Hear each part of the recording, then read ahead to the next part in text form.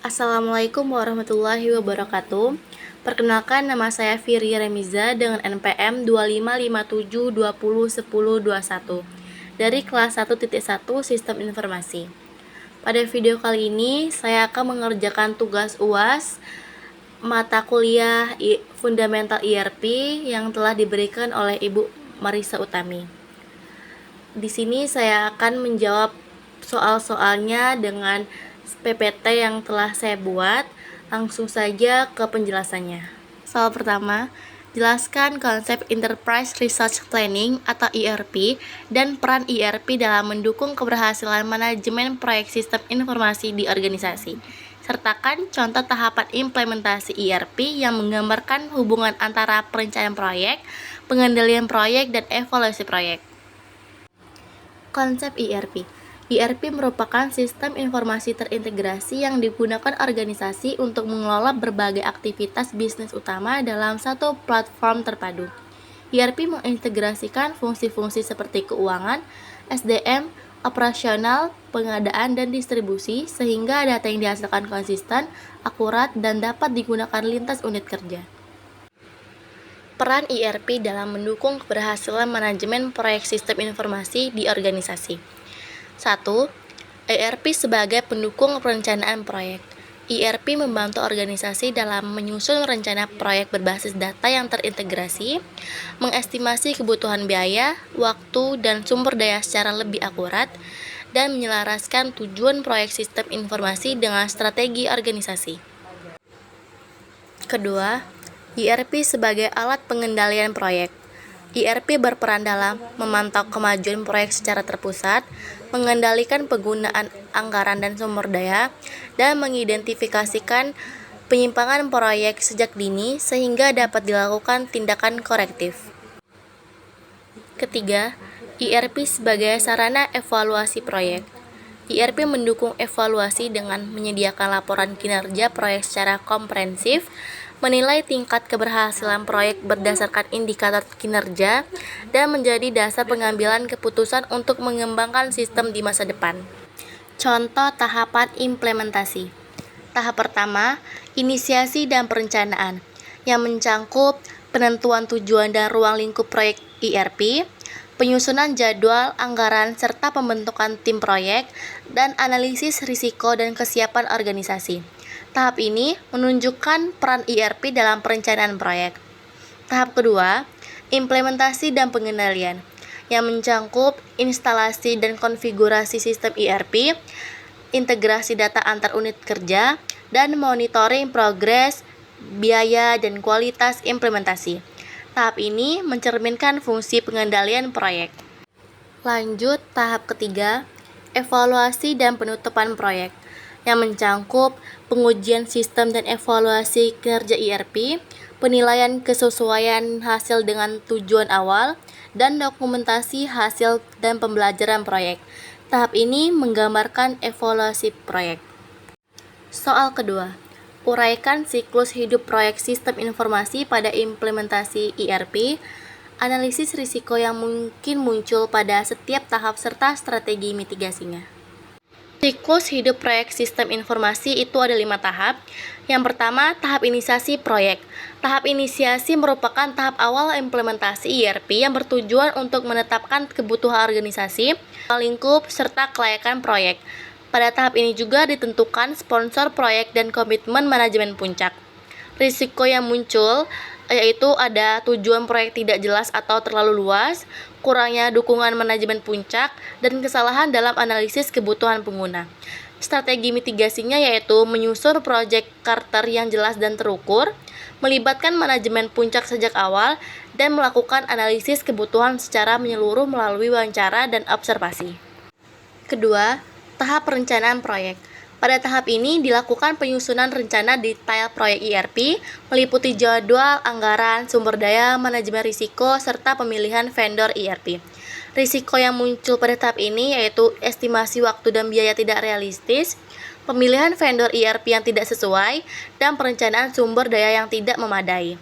Strategi mitigasinya yaitu ada menggunakan data historis dan metode estimasi yang tepat, melakukan evaluasi vendor secara objektif, dan menyusun rencana manajemen risiko dan cadangan anggaran atau contingency plan.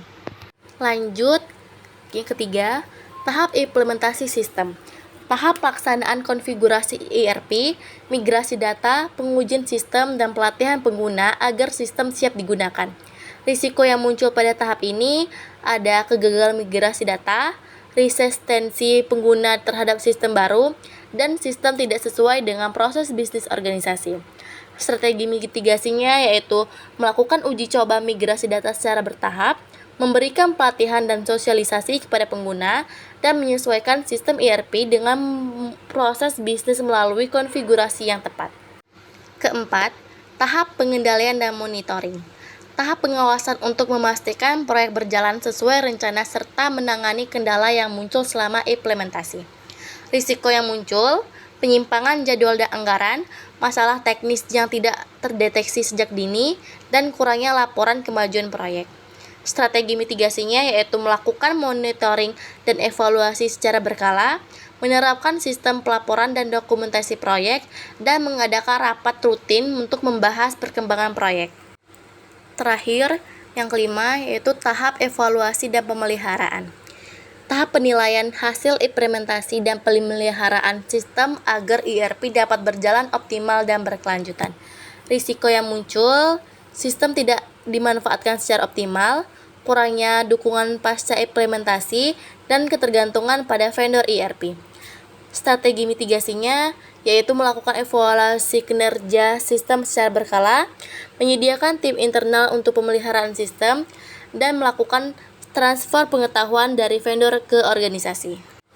Berikutnya, soal ketiga, sebuah perusahaan akan mengimplementasikan sistem ERP. Buatlah work breakdown struktur atau WBS sederhana untuk proyek tersebut dan jelaskan fungsi WBS dalam pengelolaan proyek sistem informasi. WBS proyek implementasi ERP.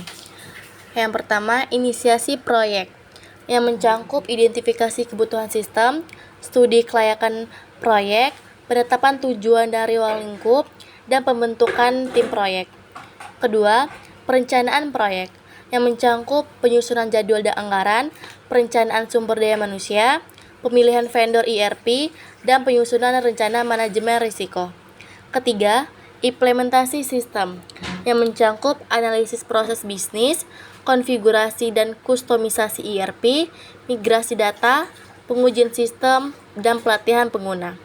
Yang keempat, pengendalian dan monitoring yang mencangkup pemantauan progres proyek, pengendalian biaya dan waktu, dan penanganan masalah dan perubahan. Yang terakhir, evaluasi dan penutupan proyek yang mencangkup evaluasi hasil implementasi, dokumentasi sistem, serah terima sistem, dan pemeliharaan awal. Fungsi dari WBS. WBS berfungsi sebagai alat untuk menguraikan proyek menjadi bagian-bagian pekerjaan yang lebih kecil dan terstruktur sehingga mudah dikelola. Dalam proyek sistem informasi, WBS membantu manajer proyek dalam merencanakan jadwal, mengestimasi biaya, membagi tugas kepada tim, serta mengendalikan dan memantau kemajuan proyek. Dengan adanya WBS, risiko keterlambatan dan kesalahan pelaksanaan proyek dapat diminimalkan. Lanjut soal keempat, jelaskan perbedaan antara metodologi waterfall, agile, dan hybrid dalam konteks proyek sistem informasi ERP. Berikan alasan pemilihan metodologi yang paling sesuai untuk proyek ERP berskala besar. Metodologi waterfall. Waterfall merupakan metodologi pengembangan sistem yang dilakukan secara berurutan dan sistematis. Setiap tahap harus diselesaikan sebelum melanjutkan ke tahap berikutnya. Dalam proyek ERP, metode ini memudahkan perencanaan dan pengendalian proyek. Kebutuhan sistem harus didefinisikan secara jelas sejak awal. Namun, waterfall kurang fleksibel ketika terjadi perubahan kebutuhan selama implementasi. Metodologi Agile. Agile merupakan metodologi yang bersifat iteratif dan inkremental. Pengembangan sistem dilakukan dalam siklus pendek dengan keterlibatan pengguna secara aktif. Metode ini memungkinkan perubahan kebutuhan dapat segera diakomodasi. Dalam proyek ERP, Agile cocok untuk mengembangkan modul tertentu. Namun, Agile kurang efektif untuk proyek ERP berskala besar yang membutuhkan integrasi menyeluruh. Metodologi hybrid. Hybrid adalah metodologi yang menggabungkan pendekatan waterfall dan Agile. Tahap awal proyek dilakukan secara terstruktur dengan perencanaan yang matang. Tahap implementasi sistem dilakukan secara bertahap dan fleksibel. Metode ini memberikan keseimbangan antara kontrol dan adaptasi. Oleh karena itu, hybrid dianggap paling sesuai untuk proyek ERP berskala besar. Metodologi yang sesuai untuk proyek ERP yang berskala besar adalah metodologi hybrid, karena membutuhkan perencanaan yang kuat dan fleksibilitas. Proyek ERP bersifat kompleks dan terintegrasi. Metode hybrid mampu mengakomodasi perubahan tanpa kehilangan kendali proyek. Soal terakhir, analisis peran project manager dalam keberhasilan proyek ERP, khususnya dalam aspek manajemen waktu, manajemen biaya, manajemen risiko, dan manajemen komunikasi. Peran project manager. Pertama, manajemen waktu. Project manager berperan menyusun jadwal proyek ERP secara realistis dan terstruktur. Ia memastikan setiap tahapan proyek berjalan sesuai waktu yang direncanakan. Pengendalian keterlambatan dilakukan melalui monitoring dan penyesuaian jadwal secara berkala. Kedua, manajemen biaya. Project manager bertanggung jawab mengelola anggaran proyek agar tidak terjadi pembengkakan biaya. Ia mengawasi penggunaan dana pada setiap tahapan implementasi ERP. Pengendalian biaya dilakukan dengan evaluasi rutin dan pengambilan keputusan yang tepat. Ketiga, manajemen risiko. Project manager mengidentifikasikan potensi risiko sejak awal proyek ERP. Risiko dianalisis dan disiapkan strategi mitigasi agar dampaknya dapat diminimalkan. Peran ini penting untuk menjaga kegagalan proyek. Yang terakhir, manajemen komunikasi. Project manager berfungsi sebagai penghubung antara manajemen, tim proyek, vendor, dan pengguna. Komunikasi yang jelas dan terarah membantu menghindari kesalahpahaman dengan komunikasi yang efektif. Koordinasi proyek ERP dapat berjalan dengan lancar. Baiklah, itu saja yang bisa saya jelaskan. Mohon maaf jika ada salah kata atau salah penyampaian. Terima kasih. Wassalamualaikum warahmatullahi wabarakatuh.